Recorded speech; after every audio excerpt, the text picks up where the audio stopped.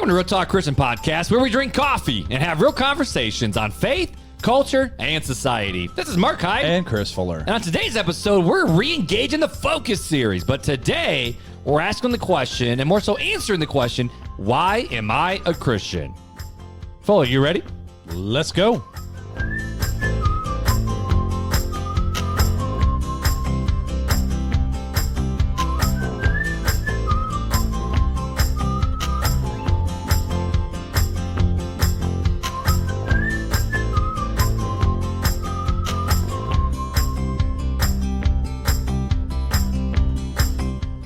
Welcome to the party, Fuller. What's going on, buddy? We blooped really bad. We did. Is it a bloop? Is a blooper? If you actively do a blooper, is it called a bloop? It's a blipper. So we already tried this episode Yes. like another time, and I hit the unmute button too fast, and you hear Fuller going, like in the middle of the intro. Well, I was being silly during the And I intro, caught you. and you got me again. There's been so many times where I've unmuted you too I'm gonna fast. take the board or away I from you. for- We're gonna flip flop here, buddy.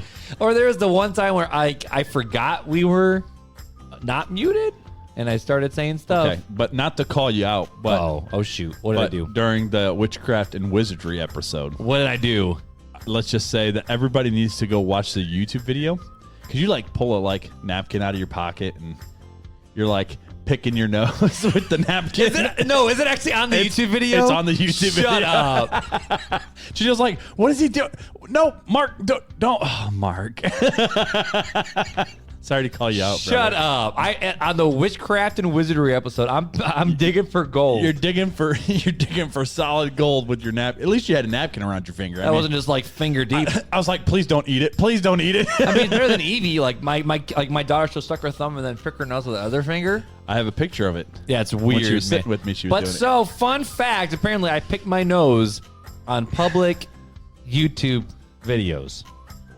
Yeah. If that does not give you enough reason why you should go watch our YouTube channel, I don't know what does. This is real talk. I'm trying to gain some interest here in the YouTube channel. Oh my so goodness. Well, hey, go check out Mark. We don't need content. We need Mark being an idiot Well, on our YouTube channel. That's what we need. You've caught me in my blippers. I've caught you in your blooper. In my booger blooper, but It either way, was funny dude. because Oh, I goodness. haven't watched or listened to an episode. So the one time all you second watch, season. And Janelle and her dad go, "Hey, let's watch the podcast." And I'm like, all right. I said it's really awkward for me to watch myself Yep. and listen to myself. So like I was reading the book, and then Janelle's like, he's not going to do that, is he? And I look up, and here you are. I'm like, don't do it. Don't eat it. well, I think this is proof that we all need to learn to laugh at ourselves a little bit. Yeah, sorry to call you out, brother. Was that at the beginning, or was that the fun facts with Fuller part? Like, No, I think it was. did I just forget that we were on camera? You must have, because I don't know. You like, and then you like stuck it in your pocket. I mean, guess. I was dealing with a bad cold that night. You were, but it was. Yeah, I'm gonna find it and show it to you. I'm gonna like take a snapshot of it and send it to you, and we're gonna post it all over social media. That's embarrassing. It's almost as embarrassing as the fact that we're not drinking coffee again tonight. Well, we started off drinking coffee because we batch record, as we've said multiple times. Yep. And now you're drinking the LaCroix, I'm drinking tangerine.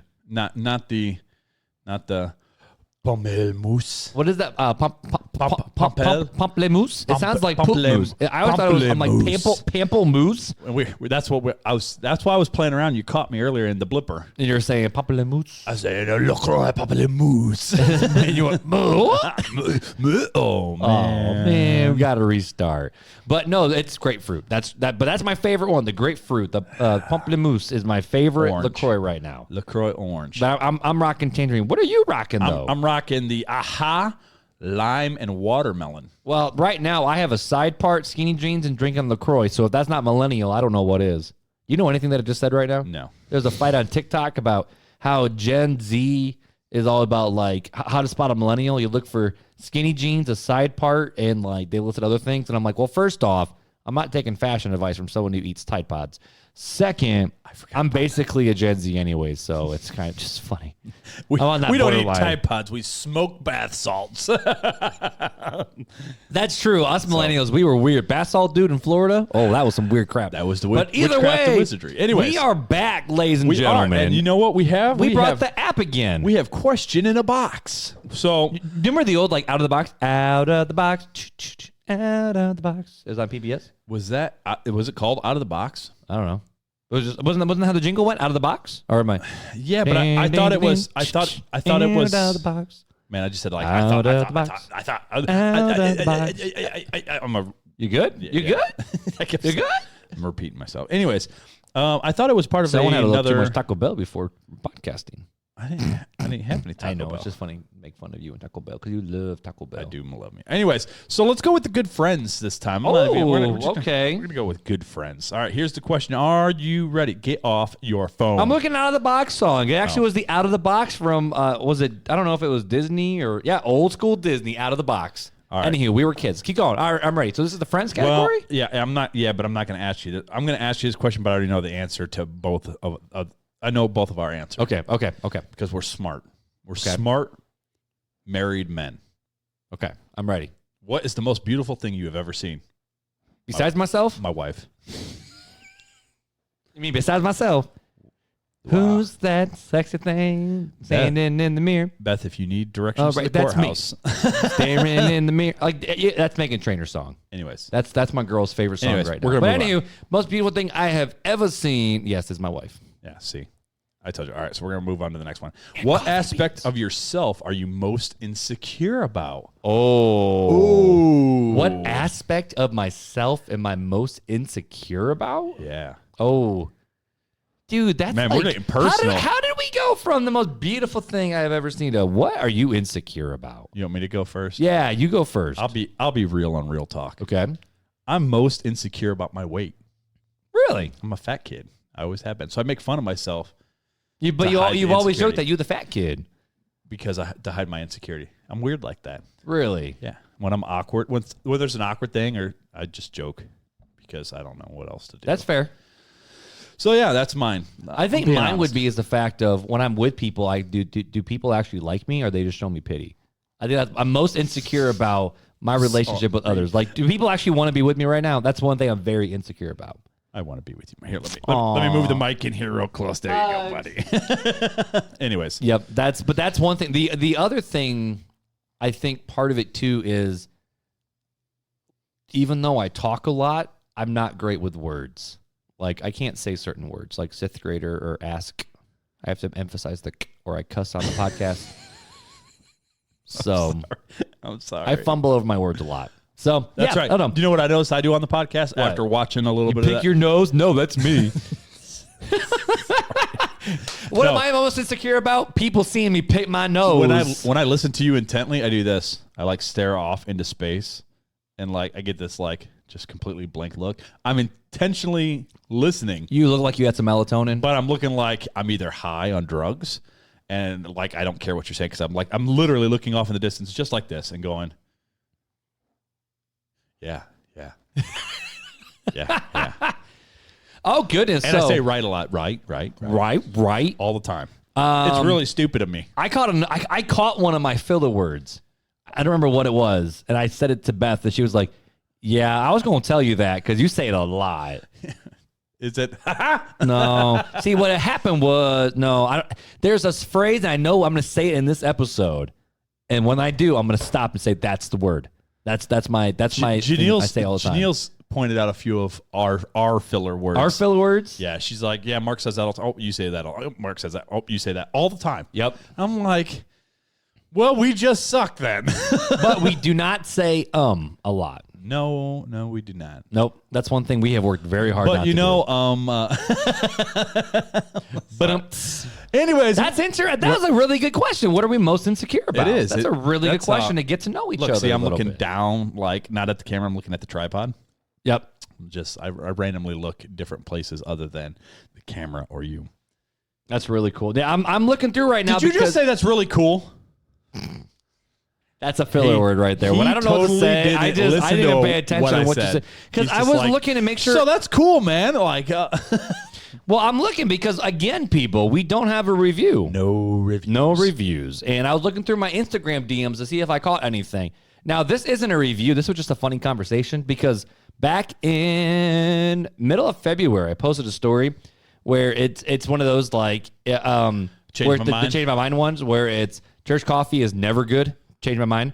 And I posted it, and one guy wrote back, and he's like, "We have refinery coffee at my church, like refinery from Goshen. That's what they drink at their church. Everybody can't be bougie like you. No, I mean at our church we have Kingdom Growers. We drink Kingdom Growers. It's a little weak, but all the proceeds go towards digging wells. If overseas. Riverside would, throw a little money RTC's way, they could drink some RTC coffee at church and buy a big roaster that I could roast 28 pounds at a time. Oh, that'd be pretty dope. I found one the other day, a roaster that roasts 28 pounds at a time, $2,000.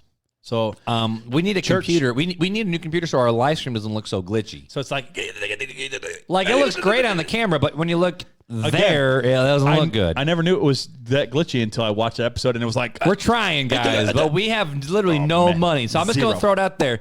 If someone has like $700 for us to buy a new camera or new computer for us to work. Yo, send it. We need it. Or just send us the computer, Mac Mini. Mac Mini? I want a Mac Mini because that's what we're using right now. We're using an old one, and it ain't going so well. So you know what? It is what it is. The Lord will provide. I mean, we can't provide tax giving statements because we're not a non-for-profit, but we're not anything. We're not even a for-profit. We're a hobby. We're a hobbyists. If you want to go to the tax world, that's true. That's true. We're hobbyists. But either way, and actually, if we were a business, that's what I say. But either way, I say that one all the time. But either way, anyways. Yep. Told you I was going to say it. So either way, there you go. I said it. So okay, I got another one. That's yours. At the end of the day, you say that a lot. At the end of the day. Yep. So at the end of the day, I say that one. I say that at the end of the day, and that's not my closing thought. So anyways, so anywho, we've already got to know us a little bit. We've confessed that we're not drinking coffee again. My coffee brothers and sisters. I'm sorry. You have to forgive us for our trespasses. Go back to last week's episode. There you go. But today we're talking about the question of, and not even really a question. It's more of a statement of, why am I a Christian? So why are you a Christian, Fuller? Like that's a question. That is. It's like, so why are you a Christian? This is a thought that popped up in my head when I was driving around. So Beth and I did our engagement photos and family photos, and I had to drive for like 2.5 hours. It was a ridiculous day. So I had a lot of time to think in the car. So I was like, I listen to the Unbelievable podcast all the time with Justin Briley. We talk about it where they pit normally a believer and unbeliever together, and they have these conversations, and it's not always just an unbeliever. Yeah, sometimes they do like progressive Christianity versus like Reformation. Or they've done like young Earth creationists versus old Earth or theistic evolution. Like they do all these different conversations, and I love it because it keeps teaching you to think. I've said right like 6 times now. Right. I'm not right. All right. See, I'm right there with you. There you go. But in these conversations, they always come back to there's two people who are going against each other. One, a lot of times it's normally a Christian and like an atheist or an agnostic or a universalist or something like this in terms of all these different things, and they're always going against each other. And I was starting to think, I'm like, okay, so if one of these guys came against me and said, so Mark, why are you a Christian? Why do you believe what you believe? Don't you see this and this and this and this and this and this and this and this and this? And I said, okay, would I be able to concisely answer why I'm a Christian? And more than just you and I, because this is one of those things where, and I'm not trying to put us on a different pedestal or a different plane. Well, maybe. But there's a lot of people out there. We were one at one time where you grew up in the church, and if someone said, why are you a Christian? This is a big Catholic answer. So if you grew up Catholic, this is a big one of, why are you a Catholic? And the answer is like, well, I was born into the church and I was baptized in the church. That's why I'm a Catholic. And that times a lot of goes into the Protestant world as well. Why are you a Christian? It's like, well, that's just what I am. That's just what we do, right? Now, I understand that in the culture we're living in, it's kind of like a post-Christian world where the upcoming generation is the first generation where their parents, the older millennials, did not go to church and have a church background. Not necessarily. Well, it's the most post-Christian we've ever been. I think it's hit or miss. Well, either way. Either way. That's the other thing I say. I say either way a lot. There you go. We're going to totally This is going to be so bad. We're going to nitpick the crap out of ourselves this episode. And I promise I will try not to pick my nose. You can pick you can't resist. You can't pick your family, but you can pick your nose. There he was. He touched his nose. Goodness, that's a. Anyways, man. But either way, but answering this question, I'm like, okay, so maybe there's someone out there in listener land where they're young, they're a teenager, or maybe they're a young adult, maybe they're an older folk, the boomers or the Gen X or whatever. And at the end of the day, they're like, you know what? If someone came up against me and said, why are you a Christian? I don't know if I could give a right answer. Or not just the right answer, but I don't know if I could actually give a solid reason besides just the fact of, it's just what I believe. So I figured, I don't know how long this conversation is going to be. I literally, if you look at this, I see. Besides a couple notes, I only have, I walked in with 4 questions. That's it. I see that. And then you walk with like With a bunch of quotes to wrap it up.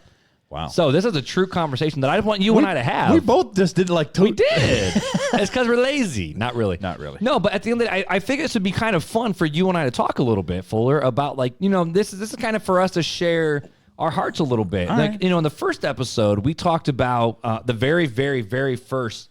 Back way on back. Back way on back. The very first episode was, we basically told our stories, and can God still use us? Wasn't that? I don't remember what the exact title of the very first episode I'm gonna was. look. I'm gonna. It's look. not Nevernote, I don't think. Yeah, I thought. Oh no, it wasn't. So You're we right. didn't use Evernote at first. Oh, We were just like using the first 10 Apple Notes or whatever. Yeah, we used I wrote stuff down on pieces of paper. Back in the juvenile days. Back- But either way, in the very back in first the episode, we shared our stories with the people a little bit. So if you haven't heard the first episode, the quality's not as good. But at the end of the day, our it stories are wasn't still bad. there. But it's been a long time since you and I just sat down, brother to brother, And just had a conversation. and just had a conversation about, what, Fuller, so why are you a Christian, bro? We kind of did that last week with forgiveness. But yeah, does my past affect my future was episode 1. Right, because we both talked about our past. August 1st, Yeah. 2019. Dang. It's been almost 2 years, it ladies and gentlemen. But, so I figured this would just be a good question, a conversation of, so when did you become a Christian? Why are you a Christian? And these are these last two are the ones that I think about a lot is, are there any parts of Christianity that you personally struggle with? And then the last question is, what's one thing you wish unbelievers knew about Christians? So that's it. So Fuller, I'm curious, bro. Oh, bro. So when did you, when would you say, when did you decide to when did you realize that you were part of the elect? I have decided. Oh, I thought that was right. That was beautiful. No. That was beautiful. You hit that note. I should have put some reverb on your voice. No, let's not. I can put do some that. reverb. You're gonna. Watch this. I have decided to follow Jesus. Anyways, all righty then. We're back to normal. But so seriously, Fuller, No, so when did you decide to follow Jesus, bro? So I was baptized in. It was September 14th, 1997. Dang, I was 5, bro. So I was 8 years old. Back when you were a young whippersnapper. Back on in my day, we actually had a baptismal and In the church, y'all weren't wearing them skinny jeans and having them. I actually was baptized at it's now Deer Run First Church of Christ. over there in Ironwood. Yeah, so they weren't there. They were down this way off of Miami I don't think I knew that. Okay. back in the day. So before they moved buildings, you were baptized there at 8. Right, back in 1997, September 14th. I still have my certificate.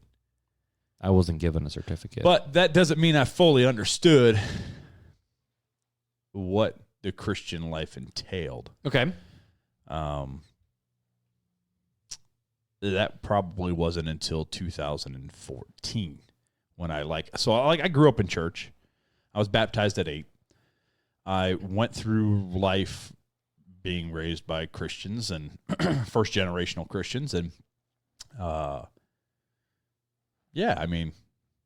do the church world. And then I started to slip because I started going off on my own and being my rebellious stage.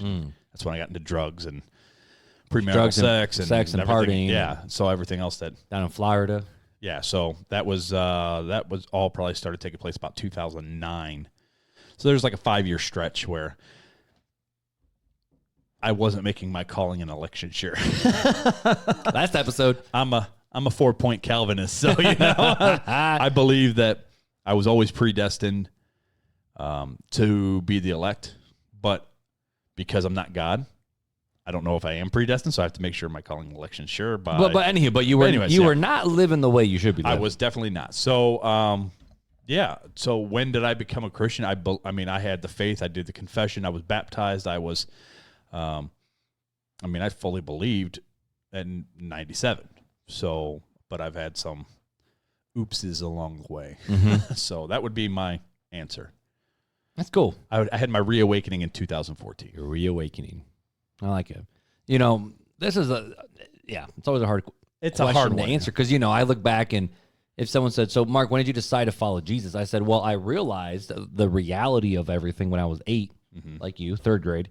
So it's 8 or 9, something like that. And, my dad had on a Southern Gospel album. And on that album, it was a song playing. And it was I've talked about it on the podcast. It wasn't a bad, you're going to go to hell and burn if you don't follow Jesus. But it's the fact of when Jesus comes back, this is what it's going to be like. I can't wait to be with Jesus. And I'm like, yo, I don't know if I'm going to be with Jesus, Dad. Like, I don't know. And this was right after Awana. So, I grew up in the church, Christian school. Mom was a Christian school teacher. Dad was a deacon, and basically old school Baptist deacon. So he was an elder. He wasn't just a deacon. Yeah. So he was head of the deacon board by the age of like 28, 29, something like that. Wow. Nuts. Absolute crazy. So I was birthed in the church. Right. And so, 8 years old, I would say that's definitely was it. And I didn't get baptized until I was probably 12. I was sixth grade. I was in 6th grade when I got baptized. But you know what, dude? I look back and it's like I had some really rough patches, Like, I mean, I would say I got serious about my faith when I was 16. When I was a sophomore, junior, somewhere in that gap. That's when I started getting really for serious. And then for serious? For serious. And then I decided that I was going to pursue full-time ministry when I was around 17. Between that 16 to, so somewhere in that 16 to 18 realm. But, it's like at the end of the day, I still struggled with sin after that. And I still dealt with all the various things. Whether it was, controlling my temper, whether it was controlling my words, whether it was keeping my hands to myself, or all these other different things, and I've always looked back and I go, okay, so when was I saved? Was I ever really saved? Did I actually get saved when I was 16 when I said, God, no, I'm going to follow you with whatever you want me to do, rather than when I was 8. So I'm like, oh, shoot, do I need to get baptized again? So honestly, I struggled with that over the years. So you've struggled with the Arminius debate. Yeah. but at the end of the day, if someone said, Mark, so when did you become a Christian? I was like, I realized who Jesus was and who I was not without him at the age of 8, baptized when I was about 12, and then actually started getting for serious at 16. So that's kind of that's where my history kind of goes right there. Okay. So, well, I mean, what I would say to both of us, right? We both sound like we have similar stories, except for I went a little bit more extreme. I don't know what drugs are besides Tylenol and ibuprofen. I went way more extreme, and for at a lot older age and for a lot longer. But the thing I come back to is that even the demons know that God is God and right. believe, but there's a difference. They don't put their faith in following Jesus. There's something that separates that because they're fallen angels because of them. I mean, they believe God is God. They understand who he is. Mm-hmm. Matter of fact, they still obey him. When Jesus says, hey, go. Like they went. They go. They went. So the term, when did I become a Christian? I think that's more of like, it's hard. It's hard to define because if you really think about it, like to me, I would say I was a Christian because I believe that I'm elected of God, right? So there was a path that God set me on that I was going to turn to him. He knew I was going to turn to him because of the influence he would have, and he would direct me and things would happen to me, but yet he always went out after the lost sheep, right? Because of one of his. And so when was I a Christian? Well, I believe we're talking about an issue of time. And so if we're talking about an issue of time, I'd probably say 2014. But if we're talking a position of God, I've always been. I've always been his child because I'm elect, I believe. I believe one of his sheep. I was born into the flock. So okay, so maybe this will go into the next question that we started the show with. When we asked the 4 questions is, and you started leaning into it a little bit, but more the question of, okay, so Fuller, why are you a Christian? What, and this is, I'm thinking of that 1 Peter verse that we talked about in various episodes where it's always be prepared to give an answer for the hope that you have. Not be prepared to give an answer, but be prepared for why you have the hope. Right. So this is kind of the whole be prepared to give an answer. So I'm making sure you're prepared, bro. So if someone said, so dude Fuller, so why are you a Christian? Why did you choose this route and not another route? Like if someone asked you that just on the street, what would you say? So I go back to what I was touching on with the first question of that I believe, sorry about that, people. I believe that was beautiful. God has directed my steps, right? So it's not that I am a Christian because of anything that I've done, but because God has opened my eyes and revealed himself to me, right? He has directed my steps so that I would choose him. He's made my mind, my emotions, all in this funneling direct path to funnel to him. Mm-hmm. And I believe, again, I'm a Calvinist. Right. that's I mean, I believe in predestination and election. So I believe everything that happens to us to direct us to a path. And that's the path to him. And so I'm a Christian because he has chosen me for whatever reason, nothing of my own. It's a free gift that he's done for me. And he has chosen, not I, but he has chosen to reveal himself to me via the Holy Spirit. That's why I'm a Christian. Now, would you answer someone who's not a believer with that same answer? No, because that's the truth. It's because I struggle with that because I believe. I mean, there's a difference between talking. How often do we talk Christianese? I throw out justification, sanctification. Would I say that to a unbeliever? No, because they're gonna be like, what? What are those words? Like justified, like Justice. Yeah, okay, I understand that, but yeah. So yeah, it's a little bit of Christian. And also hindsight's 20/20. You can look back and look behind you and see all the ways God has brought you here. But I would explain to the person, I'd say, look, God has directed your steps to this time. This place, this meeting right here, God has directed your steps through your entire life, has led to this moment. Mm-hmm. And God's saying, take my hand. Now, God has directed you to this, so now are you going to say yes or no? I mean, God already knows. Mm-hmm. I don't know. I'm called to preach the gospel, the good news, right? But that's just because I'm supposed to obey. There's an obedience factor, and right. I think that's why we have to do it. So, Mm-hmm. But I would say, yeah, hey, this is your moment in time. Choose today whom you're going to serve. Right. And that's where I would leave it. So do you think some of the conversation nowadays goes, okay, well, cool, yeah, homie, that's good for you, but that ain't true for me.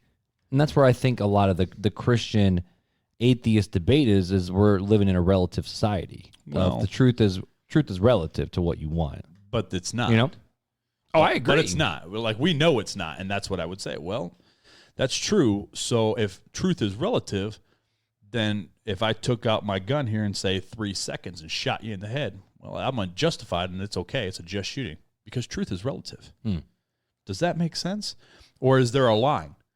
Is there a line that says this is wrong and this is right, right? And where does that line come from? Well, the morality of God. God sets up the standard. Mm-hmm. Now, we like to play like we're God. Right. And we like to try to be polytheistic in our ways and say, hey, I'm a God, you're a God, your mom's a God, he's a God. We're all gods, which is polytheism. But we're not. There's one God. Right. And he sets up the standards. And we've broken the standards. And when you break a standard, if you break a law in this country, what happens? If you kill somebody, what happens? My butt gets thrown in jail. Your butt or death, depending on if you're in a state with the death penalty. Okay, so what's going to get you out of that? Nothing, right? There's no pardon for that. Most of the time. Because you broke the law. You took a life, right? You destroyed something. Well, we did the same thing. we destroyed something. We destroyed ourselves. We killed ourselves by our sin. And so because of that, we have to be punished. And it's not a just God saying, well, I'm sending all these people to hell. It's saying, no, you did this to yourself. You made these choices. And because of our choices, Jesus had to come and die for us. Right. And this is what you deserve. You deserve hell. But tell you what, I'll make you a deal. I'm going to send my son to die on the cross for his sins. And he's going to pay that penalty, right? He's going to pay those debts, all those evil things. He's paying them. Mm-hmm. All you have to do is take his hand. You have to admit, believe, and confess the ABCs, right? Admit that you're a sinner. Believe that Jesus Christ is the Lord of Lords, King of Kings, ruler of the universe, is the one and true God. And confess. Confess that Jesus is Lord. Confess it all, yeah. Mm-hmm. And then if you want to throw another B in there, baptize. but those are the things. I mean, it's all about faith, right? So that's all you got to do. So Christ is saying, take my hand. Now it's your choice. What are you going to take his hand or not? You can choose that. I think God already knows what you're going to choose, and he's probably directed and shaped your mind in what you're going to choose. And I don't know if I'd tell them that at that point. I mean, there's a way that you break it down to them. You know, when you're a baby. Again, it's hindsight's 20/20. Well, when you're a baby, right? We look at. Even the Apostle Paul, when I was a boy, I thought like a boy when I'm a man. Right. Well, and the Apostle Paul, was it Apostle Paul? Or was it somebody? Who was it? No, it wasn't the Apostle Paul, was it? Talked about spiritual milk when you should be eating spiritual meat. That was Paul. Mm-hmm. So a person that's not saved, they're not even babies. Do you force feed them meat? No. No, you break it down nice and simple for them, just like I just did. And then as they grow in the faith, then you start bringing in, hey, listen, you really don't.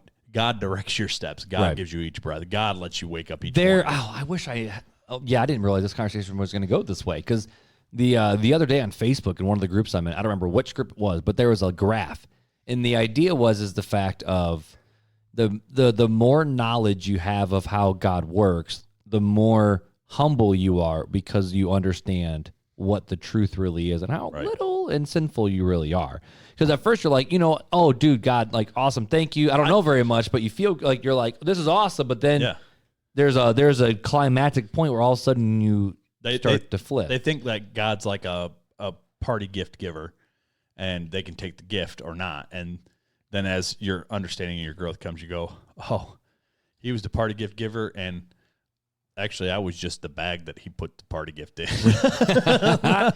I like it. So I like it. That's how I would. That's why I'm a Christian. That's how I would give an account for Christianity, and that's basically what I would share.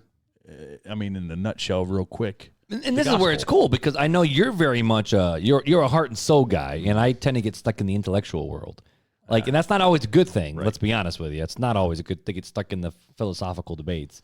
And they've got their place. Right. But I wrote down a few things in my head where the fact of, why am I a Christian? I'm like, well, okay, so this is one of the few religions out there where it's not works-based. A lot of other religions revolve around karma, the yin and the yang, the good outweighs the bad. Christianity is the fact of, you can try all you want, but your good ain't going to do nothing. Mm-hmm. How are you going to get there? Mm-hmm. It's for by grace you've been saved through faith, and then it's grace all the way through. It's grace alone, through faith alone, by the scriptures alone, through Jesus alone. It's all the solas. Solus scriptura. Oh, to the glory of God alone. I forgot sola gratia. Yeah. But at the end of the day, that's the religious base. And then more than that, Andy Stanley, I thought this was super cool. In one of his recent sermon series, he goes, when someone says they're God and then they raise again from the dead and prove it, we probably should listen to what they have to say. Maybe just a little. Maybe just a little bit. And I like that perspective, because he starts with, okay, let's start with the resurrection. All right, so Jesus rose again from the dead. What does that mean? And everything goes from there, because it makes sense of the Old Testament, and it makes sense of the New, and it makes sense of what's to come. Right. The problem is how you're going to prove that Christ rose from the dead. That's the first because there's even people out there where it's like, you can give me all the quote unquote proofs you want, I'm still not going to believe it. Well, and that's where not even that, but it's even hard to, with the amount we have. We do have some things that prove, but then they come back. So we go like Josephus. Well, Josephus talks about Christ, right? But then you go, well, that was later added by the church. Like the writings of Josephus, that portion about Christ, that was added by the Catholic Church later. See how there's always these little come up with an niches, excuse. Right. Yeah, they'll come up with an excuse for anything. So saying, okay, well, so how you prove it? Well, at some point, it's better. At some point, you got to have that faith, because faith is the what substance is it? of the things hoped for and the things not seen, or whatever. Right, but it's not just the evidence of things hoped for. Right, there you go. It basically is the fact of, I have it goes back to the Indiana Jones jumping on the bridge of, I've seen enough, but you still have to make the jump. But honestly, it takes faith to be an atheist. It takes faith to be an agnostic. It takes faith to literally be anything. Right. But we don't think it's faith, because atheism is a baseline, because all of us are born little sinners. Right. All of us. Well, no one seeks after what's God. atheism? Atheism says, I am God. Right. Right. It's not just the fact that there is no God. And it's funny because they go, well, I don't believe in God. Well, yes, you do. You believe you are God of your own self. That's what you believe. So you believe you're God. So you do believe, and you actually have more faith because you say you have control, but you don't have Because everything in control. this world comes from something, but you say at the end of the day, it all comes from nothing. Right. There's a lot of faith that you got to jump to do that. Right. Yeah, a lot of faith. And that goes back to that conversation. And that kind of goes into my last little thing that, that I think about a lot is, Christianity explains how the world was created, why it's broken, and why we're in the current state that we're in. You look at intelligent design, the fact of how the world was created. I mean, even modern evolutionists actually dropped, and so Christians stop using this argument, but the modern evolutionists actually will say that they believe, oh yeah, okay, sure, things did not happen by chance because it was survival of the fittest and things got better and better and better and better and better. But at the end of the day, it's still okay, but what caused it? Right. Like. So where did it all begin? Where did it all begin? Like our world is so logical. They say, well, see, these molecules from millions and billions of years ago started moving erratically and exploded. Right, like photosynthesis, how the body reheals itself. I mean, you can take veins out of your body and then they just figure out where to reconnect. Yeah, they redirect flow, and that's some weird crap. We don't even understand everything. I mean, nor we never will. Right, exactly. Now, this is now again, this is where science argue with the fact of, we talked about this with science and faith, where everything that we used to not be able to explain, we just attributed to faith. So as we started to know more, it pushed faith out of the room. Actually, it's doing this. We think this is the illusion, is that it's doing this. Right. Really, it's doing this. Exactly, right. And that's the thing, is faith is supposed to be the foundation, with science being of the room, not the more we know, fighting. the less we know. Right. And the more faith we have to have. Because it just keeps going. Right, it keeps exactly. going. And it's that's super the thing. cool. That's why I say faith increases at twice the speed as the knowledge increases. At least it should. That's what is happening. Should. And a lot of scientists are that way. As I understand the body, I don't understand why the electrical connections make the way they do. Like, but they do. Like, your brain has, and you can create new pathways for your brain to travel. Right. With your thought process. Right. Some weird stuff, man. I mean, they understand more, but the more they understand, the less they understand. It's crazy. It's crazy. And then, the last thing, just going back to why it is the way it is, that goes back to the moral argument of, if we believe in evolution, if we believe in survival of the fittest, no one should have a problem with racism. No one should have a problem with supremacy. No one should have a problem with the poor people or this person or that person, because you're just weaker. So if you don't deserve to be here, sorry. And I'm not saying, I want to make sure I say it, I don't believe that. I want to make sure that's loud and clear. But I'm just saying the fact of, if we all came from nothing, and at the end of the day, it doesn't matter. It's literally survival of the fittest. Why do we take care of the poor and the weak and the lonely? Right. Like my daughter who has cerebral palsy. Right. If she's weak, I should not be making sure she's okay. Exactly, because that's just making society weaker, and we're not being able to evolve. But what's the reality? We do care. Right. And the answer is, why do we care? Yeah, because God cares. Now, I mean, I heard some people say where it's like, well, we shouldn't be arguing if we should or not. We just should. But, my mind goes back to the moral argument of, where's the baseline of morality? Because if it's a relative term, people anything goes. Well, it's the betterment of society. Great. Hitler thought getting rid of Jews was better for his society, but well, the whole world deemed that evil, and it is. We have a society that thinks getting rid of babies is a good thing right now. We have all sorts of stuff that is wrong, right, on this basis of God standing, that we just whatever. But we both agree with that. The fact of, where is the line, right. And so, who makes the fact and the argument of where the line is at? Like, who sets the standard? If it's me, it's wherever I want it to be. Yeah, exactly. If it's just based on society and rule of the mob, well, I can get enough people together and brainwash them and make them believe whatever I want. So does that mean it's right? No. Right. There's a moral line, and everybody has that line they won't cross. Mm-hmm. I don't care who you are. There's always a line that you're not. And the answer is why, and it goes back to because we're made in God's image. Right. And so when I look at the question of, okay, Mark, so why are you a Christian? Yes, I understand spiritually my condition, and I understand spiritually what it means for God to call the elect, and for Him to call unto Himself whom He wills, and He preordestined that will be called the children of God. Mm-hmm. But on the intellectual level, for the conversation, it's the fact of, it is what makes sense of the world, and and this is why I got the various quotes, and there's the C.S. Lewis quote. And in fact, the way most people do it is actually wrong. I found out it is actually a wrong interpretation of his quote. But the quote that C.S. Lewis actually said is, I believe in Christianity as I believe that the sun is risen. Not only because I see it, but because by it, I see everything else.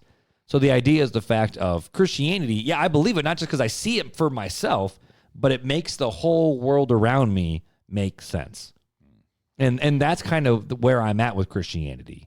And it's one of those things where this is where my struggle is, I drive around South Bend all the time. I was thinking about that today. I'm driving around South Bend. I'm like, I probably have passed 1,000 people in the last little bit between driving on the bypass, driving on Mayflower, driving on houses, all these different places. Yeah. Exactly. Like, I drove by thousands of people today. How many of them have even, like, do they even care? We think of a large church nowadays as 250 people. Bro, that ain't even a community. Like, right. I got like a couple hundred people just within this little tiny, like, couple roads that I live on, Mm-hmm.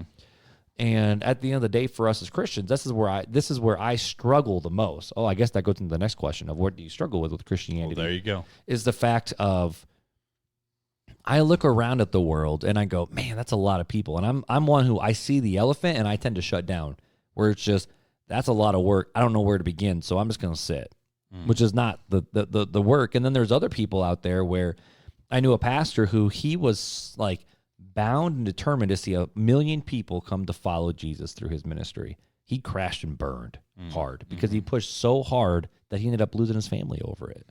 And it's like, that's not right either. Nope. So what do we do? And the Christian answer is, well, God does what God wants to do, but we're so called to go be the hands and the feet, Got to be the vessel. Right, and that's willing what you to be used. And that's just it. Is I didn't bring this quote here, but C.H. Spurgeon one time said that it's not my job to save people. I'm only going to be held to account for if I gave the message of the gospel and how well did I present it. Like, right. That's what LaCroix burp. That's what I'm responsible for, is did I present it? Because, it's the whole idea of you can lead a horse to water, but it's up to the horse to drink. So you can even bring the horse to the water if you want. You can soak the hose. You can soak the horse with the hose of water. Wow, that was a tongue twister. But it doesn't mean he's going to drink it. He can keep his mouth shut. Right. So this reminds me of a parable, and I'm probably not going to get it right. And I don't even remember where I Is it like a Jesus parable or a different parable? No, I don't. It's not a Jesus parable, and I don't even remember where it comes from or why I heard it or anything. Okay. And maybe it'll spark something you'll remember, and I don't even know if I'm going to tell it right. But there was this man, and he had 2 water vessels on the back of his cart. And it would go a mile down the road to the well to get water in these vessels each day. And the vessels are cognizant of each other. They know that they're each other there. And one is old and broken down and has cracks through it. And one is a brand new jug, right? Okay, right. And the guy fills both jugs. Well, on the way back, the broken jug continues to lose water, right? So it's losing water because it's got cracks in it. It's old. And it's wondering, man, I wish I was like this other vessel that has itself all together and that it has no cracks and it can hold the water, because I'm just losing water. And it goes back and forth. And this goes on and on and on and on. And the vessel one day asks the guy who fills the vessels, why do you continue to use me? I'm cracked. I'm broken. I don't, by the time we get back, I only have a quarter of the water that you filled me with. Why? And the guy that fills the water jug says, hey, next time we're driving, look at the road. And as they go back to drive to get water, he looks at the road. And what was once a desert road is now blossomed with flowers and grass, because as he was traveling back and forth, he was watering. But he thought he was broken. He didn't think he was making any impact. And so that's where it kind of reminds me back on that of, you're talking about, well, it's a big thing and it's this big elephant. And to me, it's like, well, you can look at it that way, or you can look at it like I looked at it for a while of, man, I'm a sinful person. I'm broken. How can I ever reach out to anybody? Like, I struggle with so much. How can I help anybody? And when you look at it, if you just are used by God, we don't know the purpose why. It's the journey more than the destination. Well, right. But we don't know why God's filling this and what's happening along the way, how we're touching people by living our lives or just being who we are. But we might be watering. We might be planting. Who knows? Helping people grow. Right, exactly. And I don't remember where I heard that parable from, but it's always stuck in my mind of, you know what? It's not that I have to be this spectacular, awesome, super Christian. It's that I have to be willing to be used by God. So, sorry. That's just I like a little that. rabbit trail there. So to end the conversation, what is one thing that you wish unbelievers knew about Christians and Christianity? I think that unbelievers have this notion that Christians are the same Christians from 500 years ago, 1,000 years ago, even 100 years ago, and that Christians are all the same, and the Christians that do wrong, the televangelists that steal from people, they are all the same. We're all lumped in, and we're not. We're all human. We all make mistakes. So the mistakes of Christians, I wish they knew that we're humans and we make mistakes, and the only difference between me and you is that God. It's just God. It's the grace that was given to me through faith, not of myself. It was a gift. And so that's what I wish. I wish they knew that, hey, I'm just as bad and broken as you are. Well, it's the old Mark Lowry quote. I'm just a beggar telling another beggar where to get the bread. Right. There you go. Yep. Perfect. Perfect way to sum that up. So that's what I would wish that unbelievers knew about Christians. Anyways, what about you, buddy? My turn. So He's like, are you going to ask? Well, no. I just want to make sure you guys say what you guys say, boss. I'm done. That was my final thought. At the end thought. of the day, no, I'm kidding. I had to get my tagline. You know the old song, When the Saints Go Marching In? Oh, when the saints go marching in. Oh, when the saints go marching. Are you going to do this every time I start singing? Every time you start singing, I'm going to hit your reverb. But yeah, you know the old Saints. Yeah. So Andy Mineo, he's one of my favorite rappers. Andy Mineo, Triple E, 116, Lecrae. That's my stuff. No, I don't know. Well, you should know. But anyway, so Andy Mineo, he had a song years ago, and it's called The Saints, and it's a play off of When the Saints Go Marching In, and that's the chorus. But everything points back to when the saints come marching in. And the whole idea is the fact of not just when the saints come marching into heaven, but when the saints walk into your community, what that means. And in one of the verses, and I thought this was super cool, he goes, okay, I get it. I know what they're thinking. We some kumbaya singing, corny Christians, keep your distance. Buy a ticket to a concert, pay a visit. Think it's odd. We them Blue Brothers, 116, which is their hip-hop group, but 116, not ashamed of the gospel of Christ for his power of salvation, on a mission from God. I don't think they get it. I really think what they got to do is see it to believe it. I wasn't planning on leaving them. Give me the microphone with no gimmicks. I'm really living it. So when they come in and don't know to get up on the evidence, I mean, he was rapping really fast here. You ever want to get it? Well, tell them to come and get it. I point them to God and tell them we're really with him.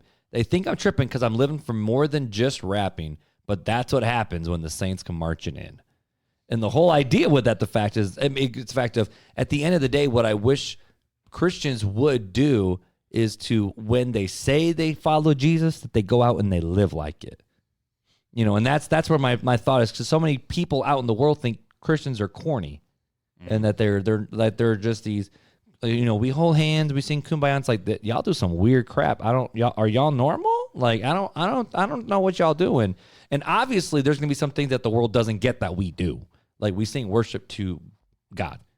We sit and we learn from an old book. Like some things they're just not going to get, and that's fine. But at the end of the day, I wish Christians would step up and go, when someone invites you, or when someone invites someone to the church, that they don't go, oh, I don't want to go there. I know who goes to that church. Y'all don't look like anything you say to believe. And so I don't think that's so much me answering the question of what do I wish unbelievers knew about Christianity, but I guess that's more of what I wish Christians did inside of Christianity is actually represent well the Jesus they claim to follow. I mean, we're always going to be different. Right. Christians are always, heck. But different for different sake, I think, is dumb. But we're going to be different naturally if we follow Jesus. Right.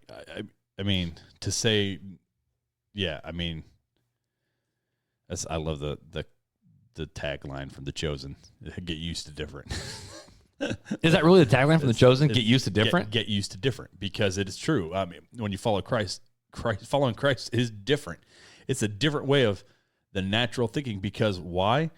We are naturally sinful, and we are naturally drawn to our own desires and things that aren't good for other people. That's what we are naturally drawn to. We're naturally drawn to look after ourselves and be prideful and angry and hateful and spiteful and lustful, and that's what our natural cause is. That's what the world naturally does. And so to not do those things is to be different from the world. We're called to be different from the world. We're called to be set apart for God. I get what you're saying. You don't You're saying, and I guess this is more so not the fact of we look just like you, but I'm more thinking of, I wish people in the unbelieving world actually knew that we actually lived by the gospel we preach. But the problem is that, if that makes sense. No, I get what you're saying. I get what you're they go to church on Sunday and then they don't look any different from the world. That's the problem. Right. That's the big issue. Okay, you go hold hands and say kumbaya, and then you turn around and do this. And you're at the bar the next night getting drunk. Well, it reminds me of, and I don't want to go too much into the conversation, but the whole Ravi Zacharias thing that just came out, where he was going all over the world preaching about Jesus, but now all of a sudden, the truth of the reality of all these sexual misconducts and victims he left along the way, and they've proven to all be true. You know, it's a sad thing, and but that's the call for us as Christians to go that people are watching. So what are they seeing? Right, because we're called to show our faith by our words. This is where the sanctification process comes in. That you've been justified by Christ, through Christ, in Christ. Now what? You should be a new creation. You should be sanctified in Christ, through Christ, and by Christ. It's not of ourself again, but it is a fruit that comes from the root, and the root is Christ. And if we're grafted in to the root, then we'll produce the fruit of Christ. Right. And what does that look like? Well, love, joy, peace, patience, kindness, goodness, gentleness. And what does all that faith, mean? self-control. Love. It's all love. The greatest of these is charity. What is charity? Love. Charity's love, right. You can preach with the tongues of many. You can prophesy. You can do all these things. You can cast out demons. But if you have not love, you have nothing. You have nothing. So, now that you're like processing this out, I kind of like have this thought of like, oh, I wish the outside world would think Christianity like this. But does the outside world think of Christianity like this because of how we're living our lives? I think it is. I think it's very much so that there's a lot of pew warmers. There's a lot of coffee mug Christians out there. There's a lot of people that want to play church, and that's kind of where I was getting at too with mine. Of I wish they knew that not all Christians are alike, because broad is the gate to destruction, and many are there. And the way to God is very narrow, and few will find it. That speaks something powerful. That means that this road of Christianity, of following Christ, is not easy. It's not the norm. It's not the thing that is widely accepted. It's something that's different and looks different, and this is that hard thing, because we understand that there's nothing we can do to make people decide to follow Jesus, because God is the one who has to transform the hearts, but we still have the responsibility to go. It's this awkward tension that we'll never understand. There's an obedience factor, right? Right. So God does the work, and we just have to be obedient. That's what it's always been about.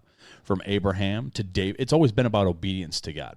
To the Israelites, to Moses, it's all about obedience. Obedience and faithfulness. If you're my child, you'll obey. My child, when they hear their voice, they come. Right. It's all obedience. And so we have to be obedient. God doesn't need us for anything. God doesn't need us to go out and present the gospel to anybody. God doesn't need us to do anything. God doesn't need us to pray. God doesn't need us to visit the sick or take care of the poor. God doesn't need us for anything. God is God. We put God in a box and we think, okay, God has to use me as a vessel. God doesn't need to use you as a vessel. He can do whatever he wants. He's God. He's allowing us and giving us the opportunity to be obedient servants. And that's where it's at. Are you going to be an obedient servant? Can I say, well done, my good and faithful servant? Servant. It's funny because people think of servants. They're like, oh, servants, slavery. This is like horrible. Okay, I'm just got to. The bond servant. Yeah, I've just got to, this is, there's a huge difference. And one of these days we'll probably get into the podcast. But there's a huge difference between what we think is slavery, like American slavery, and like slavery of the Bible. They were two drastically different things.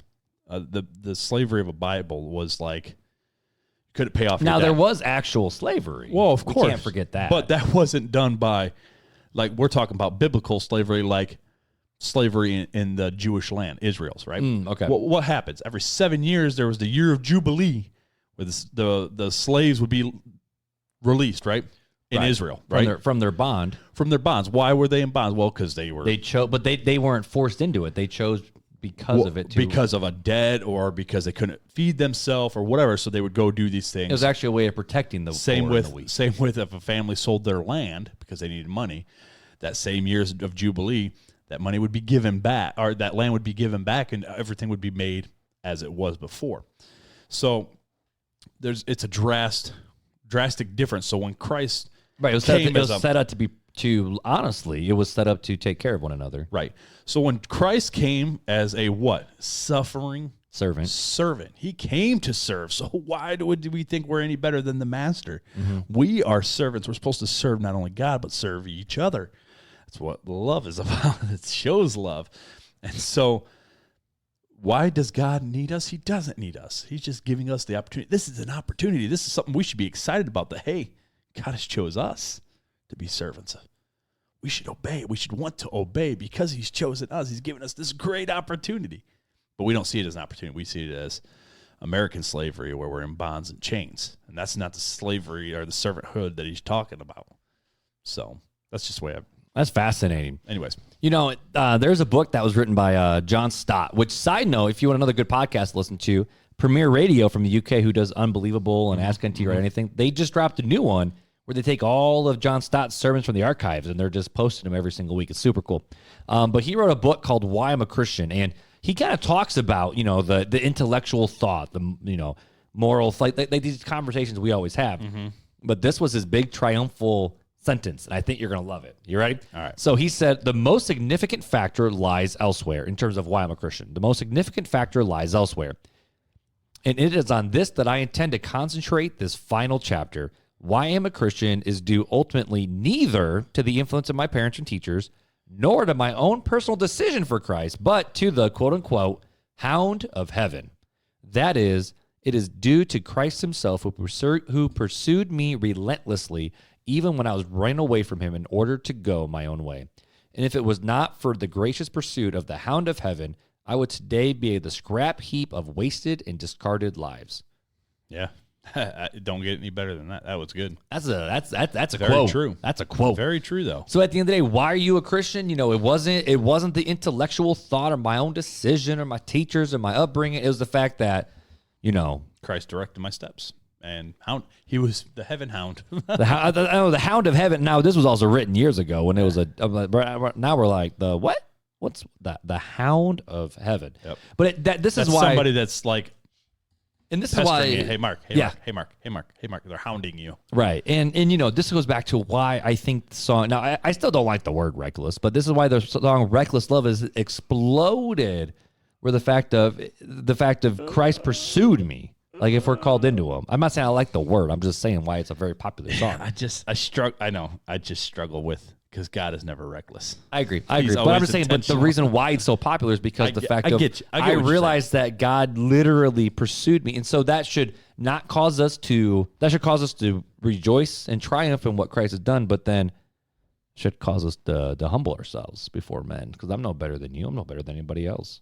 Walking across the street, I ain't better than nobody. But a lot of times Christians like to go, oh, I'm a follower of Jesus, so I need to get my way. Y'all persecute me because you're censoring me on faith. That's not persecution. Because last time I checked, they ain't dragging John Piper onto the street and putting a bullet to his head and saying, you follow Jesus? Yep, that's persecution. Yep. But I'm just a beggar showing other beggars where the bread's at. I like that quote. I'm just a beggar showing other beggars where the bread's at. We might have to use that quote. I like that one. Is that where we should end this one? I'm just a beggar. I'm just telling a beggar. Other beggars. Hey, beggars, this is where the bread. This is who giving out the bread. So let's go get it. I got me some. I'm telling others about, hey, there's the bread down there, man. But any other final thoughts for this whole focus? Because we're trying to refocus and center ourselves. I think that's that's a good place to end it. Is, hey, I'm a Christian because Christ has pursued me and helped me to be one. And now I got to be obedient and tell the other beggars where the bread's at. Go be a good beggar. Time for Fun Facts with Fuller. All right, my dude, let me pick my nose, do all my, at the end of the day, it goes back to fat, ready to crack my neck before I do the intro, all the weird quirks that we do on RTC. But my dude, we have had so many fun facts, and you have yet to run out of a fun fact. I'm so curious to see when you run out of a fun fact. That's going to be fun. We're coming up on 100 episodes. That means we're almost 100 fun facts now. That's a butt ton of fun facts. Wow. But so I always ask if you have one. I know you do. I don't know why I always ask if you have a fun fact. You always have a fun fact. And about every third episode, you say this exact line. I know. I'm sorry, guys. But Fuller, what fun fact you got for us tonight, my dude? All right, the fun fact of the day. Mark and listeners, did you know that the pound or the hashtag symbol isn't officially called hashtag or pound? Wait. It's not called the pound? It's not called a pound or a hashtag. Hashtag. I mean, obviously, but I thought it was always just the pound key. Because even when you call someone, they're like, press pound for further options. Yeah, or after you put in your PIN number followed by the pound sign. Right. So it's a technical name, or its technical name is Octothorpe. Yeah, thank God we don't say that. Octothorpe this, Octothorpe that. Octothorpe. So, if you want to follow. If you want to follow us, Octothorpe, real talk. Yeah. No, that'd be bad. So the octo means 8 to refer to its points. Though reports disagree on where Thorpe came from, some claim it was named after an Olympian, Jim Thorpe, while others argue it was just not a nonsense suffix. So at the end of the day, we really don't know where the term even comes from. Well, we know where octo comes from, but yeah, Octothorpe is what it's actually, that's the technical name, Octothorpe. Wow. Well, ladies and gentlemen, I feel like we need to write a blog post about this. Why you need to up your Octothorpe game for your social media handles. Octothorpe Real Talk Christian Podcast. Dude, hashtags are one of those things where, I use hashtags on most of our Instagram posts, and sometimes they do great, and then sometimes they don't do jack squat. And it's hard to always figure it out. Like the Octothorpe, The Chosen giveaway that we had. I'm just saying, I was a little disappointed in the turnout. Yeah. It's okay, though. We still love you. We still love you guys. But this is why, because some people might be listening to this right now and be like, what, you guys had a giveaway? I didn't know you guys had a giveaway. We have giveaways. That's why you got to follow us on social media, whether Facebook, Real Talk Christian Podcast, or Instagram, Real Talk Christian Podcast. You can email us. We got to get that email list tidied up a little bit so when we have giveaways, we can tell the people. Yeah, because, right now, we just kind of, sometimes we mention it on the podcast. Yeah, sometimes it's just sporadic. Sometimes, like the Chosen giveaway was just that was just we're doing it. We're just, hey, I'm going to do this, and we're going to just do it. And here's the deal. Every time we've done a giveaway, there have not been a lot of entries in these giveaways. I know. I'm shocked. It's like people free are like, stuff. I never win anything. Well, you literally have a very high shot, even though we have hundreds of listeners that listen to every single episode. And it's not like we ask them to do hard. It's like tag, comment, that's it. Share the post. And it's like free stuff. Free to you. You don't even have to pay shipping. We pay the shipping. So how about this? Okay, how about this? I'm going to mark in my show notes. We're going to do a giveaway right now. What? We're doing it. A giveaway? I'm not even ready for this. We're going to give away. We're just randomly all right, let's just give something away. Let's just give some stuff away. We're going to give away the RTC tote bag, the lifestyle tote bag. We haven't done that one yet. Wow. We're going to do the RTC tote bag giveaway. Janelle's going to want this one because she really gonna wants enter. it. She's going to enter. She's going to enter. Janelle, your name can legit be entered this time. So how should we make people try to win this? Oh, man, I don't know. I got some ideas. I think we should Octothorpe. We should Octothorpe it. Oh, my goodness. Okay, so how about this? If you leave a review or have left a review, you have to screenshot it and email it to us, realtalkchristianpodcast@gmail.com. But that's only a few people. But if you don't have Apple iTunes, what about the people that do Spotify? They can listen to it. They can leave us a review on Facebook, and they can leave reviews on Facebook, and then after that, they can do it. Yeah. So just screenshot your or you know what? I need to do this still. I will do this before the episode. Or we're going to, should we do this? Maybe we should talk about this because we don't have a Google My Business yet where people can leave reviews for us on Google itself. We don't have that yet, but we're not a business. So, but we're not going to do that. We're talking out loud. So we're going to do Apple Podcasts. This is what happens when we just randomly say, we're going to do a giveaway. Yeah, let's do Apple Podcasts. Let's do Facebook reviews and screenshot those and send it to us. Okay. What about Instagram? Instagram? See, here's where it gets This is where it gets hard. Okay, here's a fun one. These are the only three. We're going to do something different, all right? All right. So review. If you already left one, just screenshot and send it to us. Okay. Facebook, leave a review and send it to us. Okay. Or text your friend or message your friend one of our episodes. Let's do new reviews, though.